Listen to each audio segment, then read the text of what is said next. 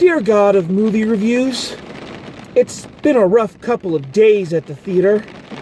I had to give a bad review to a film from a studio that I truly admire. I had to see one of the most visually interesting and fascinating film series of our time rebooted into a piece of shit.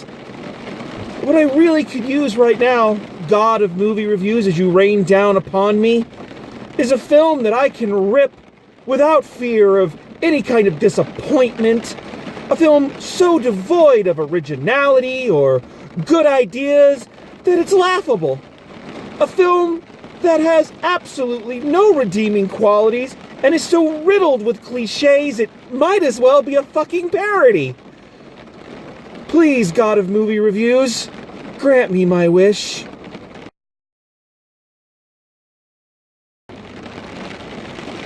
Thank you.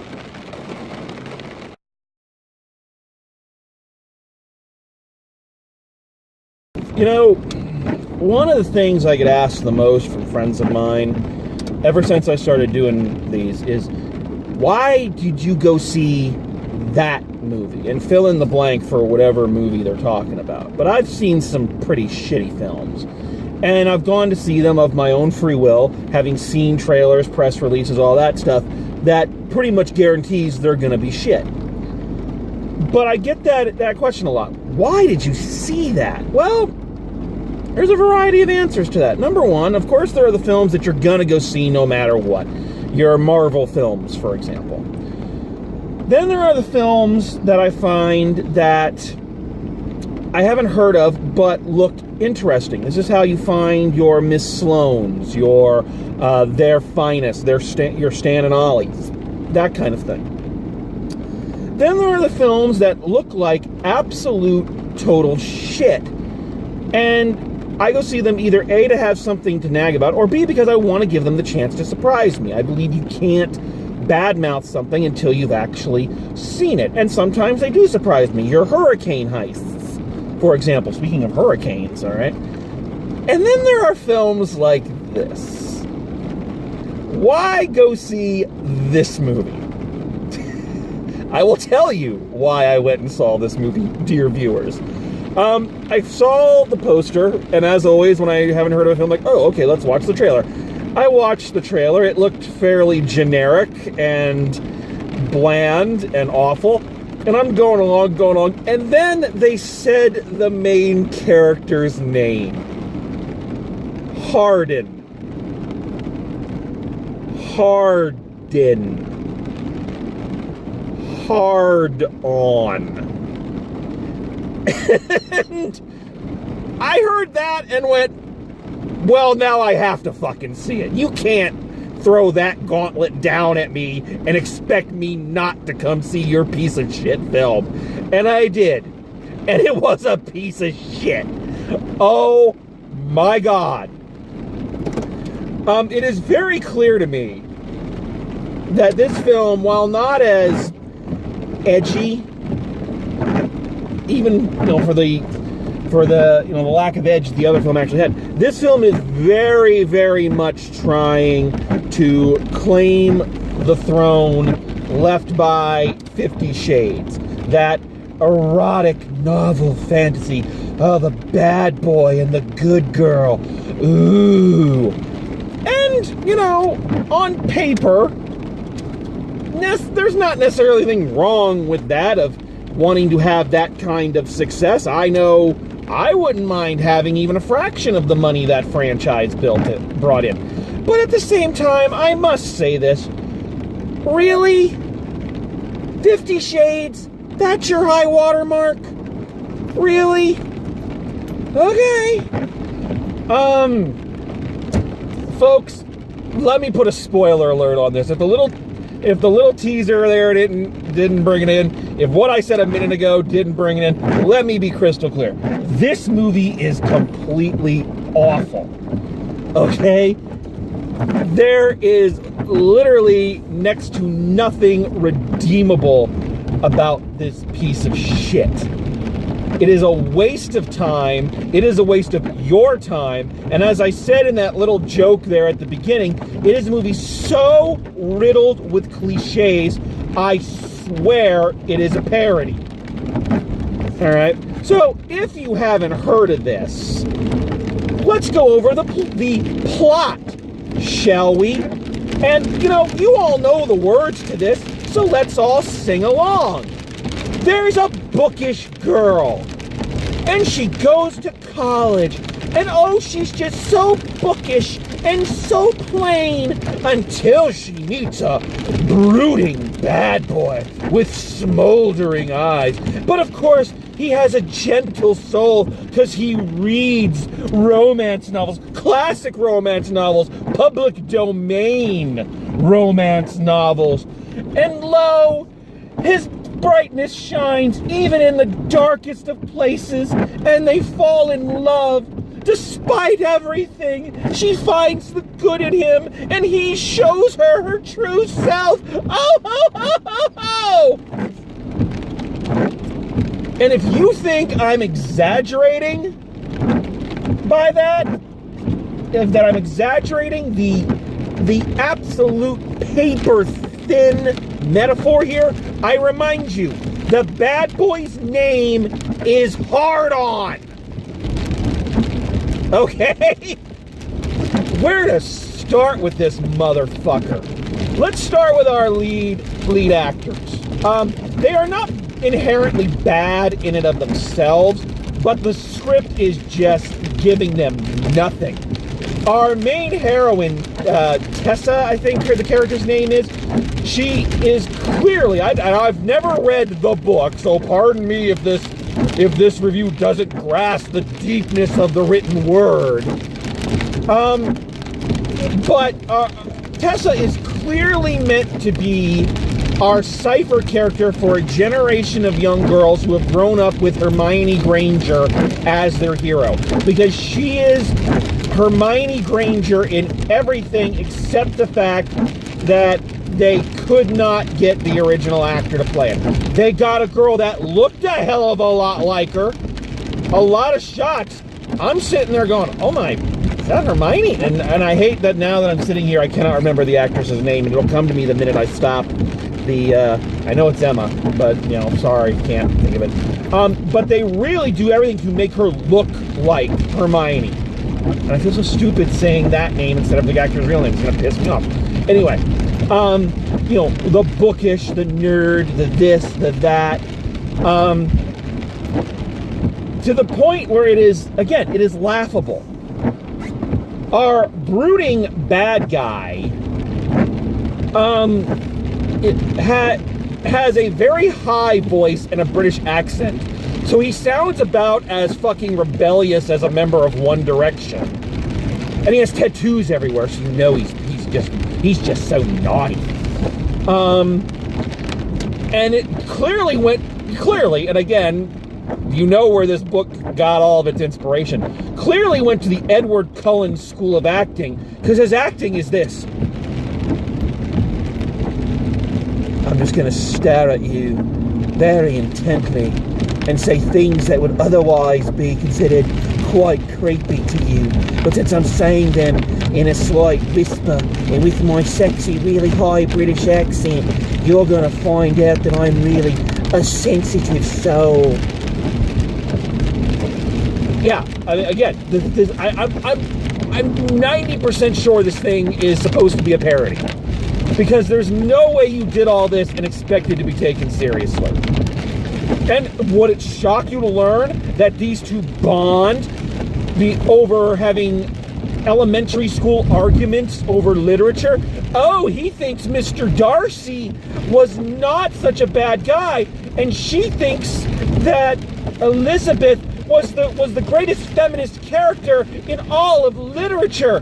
Okay, I have two problems with this. Number one, how come in these fucking movies, where the girl is supposed to be some bookish nerd, they never have them read, like, obscure books? It's always the same fucking Barnes & Noble bargain table classics. And of course, his copy of Wuthering Heights has Post-it notes and shit all in it because he's so fucking deep. He wanted to highlight these things for future reference. And here's another thing that pisses me off. This shows how involved with the film I was, because little things got me on tangents, mental tangents, as I'm watching it. How come in these movies, the girl and the guy always bond over their love of classic literature? Now, I understand that the shorthand is you're trying to show that they're deeper than your average, cliche teenager. So I get it. I know why. But I'm just saying, all of these movies, no one ever thought, hey, what if the guy was like a film major? That's the one thing I actually did like about that Pitch Perfect movie, is Anna Kendrick's boyfriend in that was a film buff. And you don't see that. Film people who analyze acting and TV and movies, we're always seen as less intelligent because we watch movies. But people who read, oh my God, people who read, well, here's your fucking Nobel Prize because you read. I'm sorry, I'm not trying to be rude to people who read. I have some very literate friends, and I am envious of how many more books they read than I have, and how much more literate they are than I am. I'm not trying to be mean to book people. What I am saying is that, what I do and what other people do ain't exactly for idiots. I'd like to think that underneath all of my profanity and whatnot, I'm actually trying to do fairly involved film criticism and script and text analysis all off the top of my head. All right? So I'm just saying, you couldn't change one fucking thing in this. Give them another thing. Even if they were a painter or a sculptor or some other art form. But no, they've got to be into the same motherfucking books. Again, I understand why. Because to have them watch Casablanca and analyze it, or watch Citizen Kane and analyze it, you'd have to pay the royalties and all that. So I get it. I'm just saying it just makes for stock characters, stock plots, and stock situations. Okay? And that is this entire movie. Basically, everything I'm going to say about this movie is just complaining about the bullshit of it. So Tessa goes to college, and then immediately, would it surprise you to learn she was immediately paired with a free-spirited lesbian that her uptight mother just doesn't approve of, but with whom Tessa starts to hang out and starts to form I guess a friendship? We never actually see them form a friendship. We see them in a lot of scenes together because they couldn't bother to hire other actors. Sorry, Richfield. But she starts hanging out with her lesbian roommate and her pack of tattooed asshole friends. Seriously, all these other people are assholes. And yet, and they make no secret of the fact they are assholes. And that they find Tessa to be a joke. They make no secret of this. And she's constantly hanging out with them.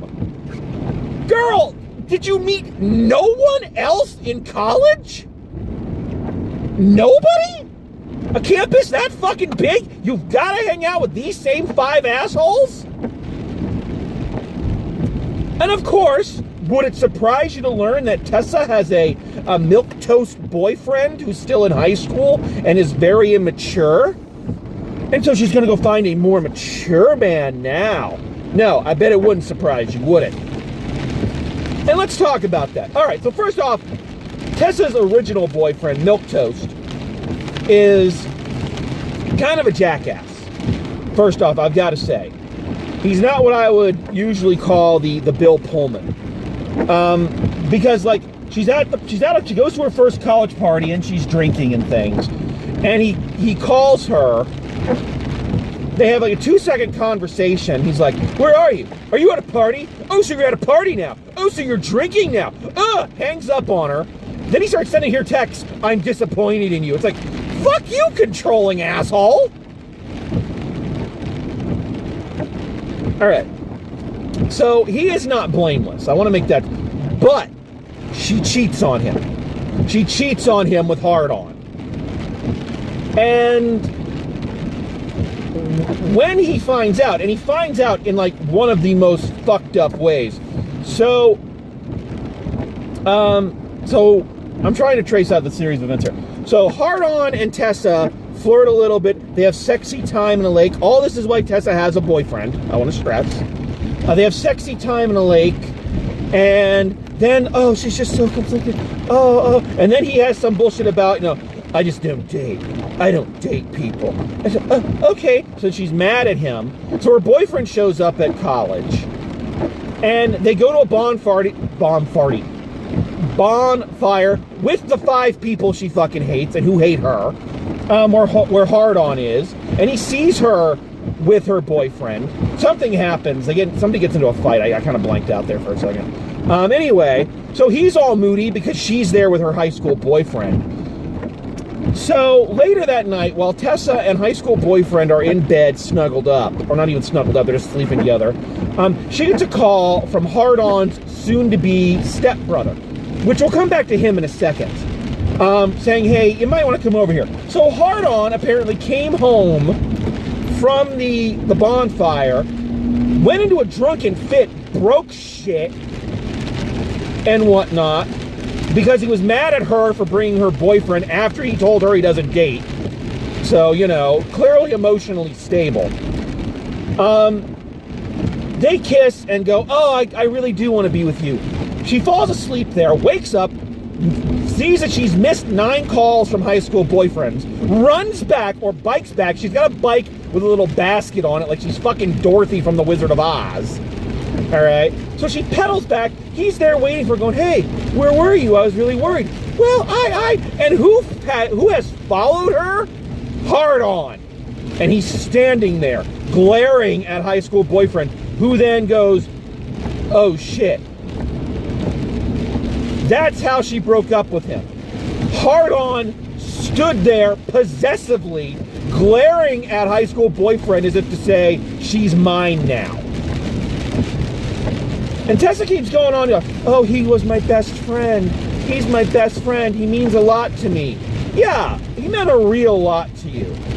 Notice that, now I give it credit, they did have a scene with her and high school boyfriend again after this. However, it was after the quintessential breakup of her and Hard-On. I won't go into why, because it's such a stupid reason. It's basically She's All That from the 90s is the reason.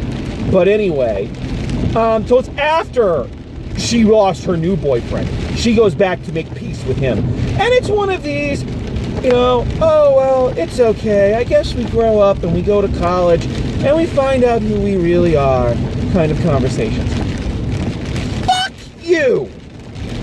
I want once in one of these movies when someone has cheated on someone else for it not to be a, oh, well, as long as you're happy. I'd like to be, you know what, Tessa? I get that high school relationships don't always last. But you did a shitty thing. You call me your best friend, and then you hurt me like that. And as far as we know, she never called him back or went to see him to try to smooth things over before she got dumped by Hard-On. Okay?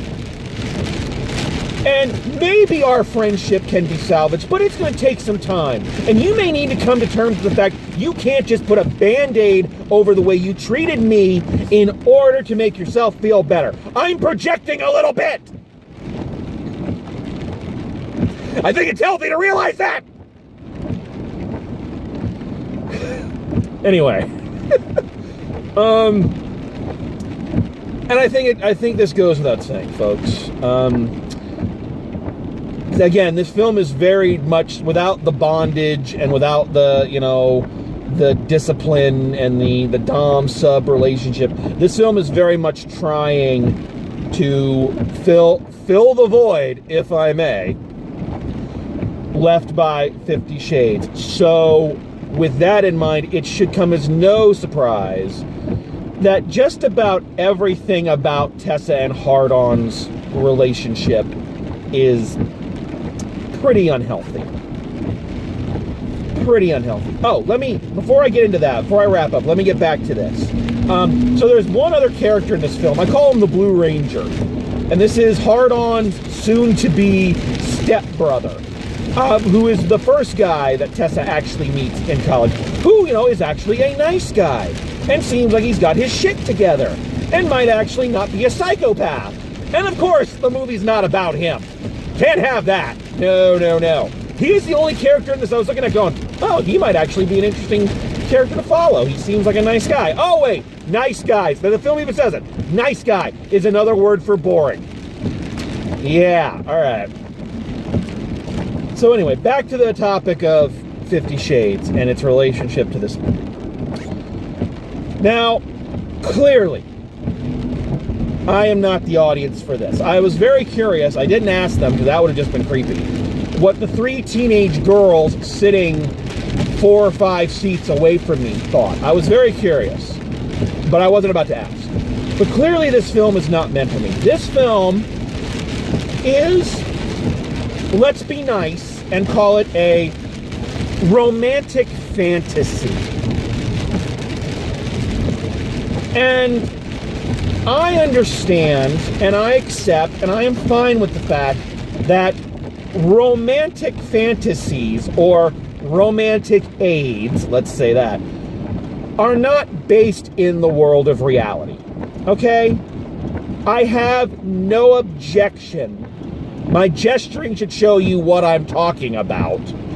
I have no objection to films that are romantic fantasies. Everybody is allowed their fantasies, and your fantasy should not be bound, unless that's your fantasy, should not be bound by the codes and laws of logic, okay? Using a non-romantic, non-sexual example, I do not believe that if you watched G.I. Joe and Ninja Turtles and Transformers as a kid, that you're gonna grow up and love war, okay? Just because you like one thing in your fantasy life does not mean that you are going to fall into some of the same traps that the heroines or heroes of these films do. All right? I have no objection to romantic fantasies. I am a 40-year-old single man. If I had an objection to romantic fantasies, my head would explode, and you can take that in any way you want. Ha ha! Double entendre. Anyway, that being said, that being true, I must send a message out to the young people in my audience, if any. To the young ladies watching at home who have watched this movie, I am not here to spit on your fantasies, but I need to be crystal clear with you. If a young man breaks personal boundaries and comes very close to you with full knowledge that you are in another relationship, if a young man gets mad at something you did and goes on a drunken spree breaking things, if a young man refers to you as is, these are not the signs that he is a brooding bad boy whom you can change with your purity of heart. These are fucking red flags. This person needs help. Okay? Now, is he as bad as Edward Cullen or what's his name, Gray? No, he's not. He's not that bad. I'm yelling over the rain right now. I don't know how well the microphone is picking any of this up. Anyway, These are not the signs that you can fix this person. Again, not as bad as Edward Cullen, not as bad as what's his name Gray, but still, red flags are waving all over the place on this motherfucker. He may not be that bad, but that's only because he's still too young. So, do not take this film and other films as your basis of, ooh, I can change him. Yeah, oh, that's the other one. If you find yourself saying to your friends, you don't know what he's like when we're alone, that is what battered women say! Anyway, I think I have expressed my displeasure with this film enough. The rain is coming down quite hard. I need to get inside before the traffic gets even worse. So let's wrap up this little discussion. So, final grade for After is an F, as in fuck this movie. However, I fear this movie would not take that as a criticism. But oh, how cathartic a rant this has been, baby. How cathartic a rant. All right, well, this is the film I was talking about that I was looking forward to for this exact reason. So it did not disappoint, except on the fact that it was unbelievably disappointing. So I wish you a very dry and a very safe weekend or day or week or whenever you're watching this. And as always, drive safe, and I will see you at the movies.